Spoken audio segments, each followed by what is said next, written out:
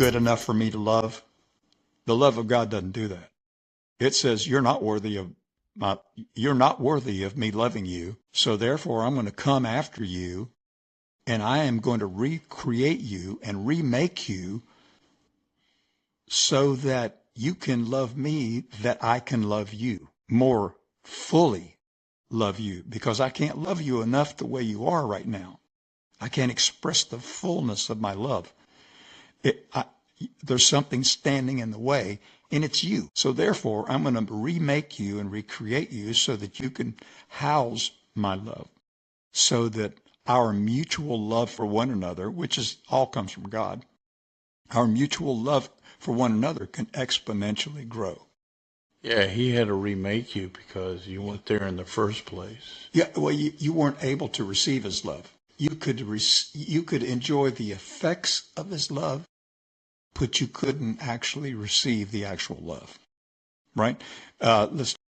Here's an elementary way to look at it. A baby that's 2 months old, the mother loves the baby with a love that the baby cannot comprehend. But she nurtures it. She feeds it. She coos it. She cuddles it.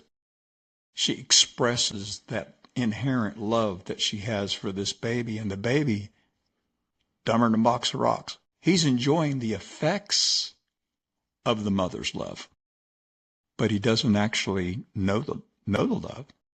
Now, if he's fortunate, he will grow to understand that love. And that if you keep this in mind, that even how great that mother's love is for that baby, even if the baby grows up and comes fully aware of the mother's love, it's still not the love of God. That the love of God is far, far grander and superior in scope than a mother's love. As a matter of fact, I think the mother's love was put there by God. That he said, okay, I created the mother, if you will, even before she was a mother, and I created her with certain capacities to nurture and love their children. And that's all the design of God.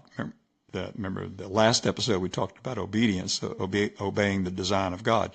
Well, when a mother loves her child and nurtures their child, she's obeying the design of God for her life. So if that child grew up to be 35, 40 years old, and through interacting with the love of the mother, he's starting to understand to a greater degree, through his willingness to understand it, the love that the mother has for him.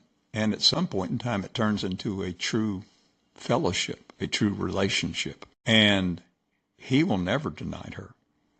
He will never deny her position in his life. The fact that she loved him and carried him for 9 months and, nurtured him when he didn't have a clue who she was even, And it's like, I think that mirrors what we're to be with God.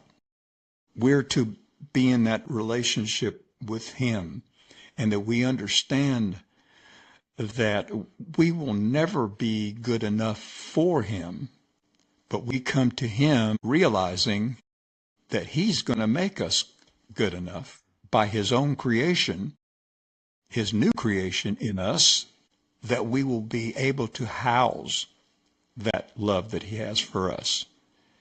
And that love that he has for us, now that it's in our house, so to speak, it starts exponentially growing. And now we become the revelation of that love to others, not just back to him, but to others as well.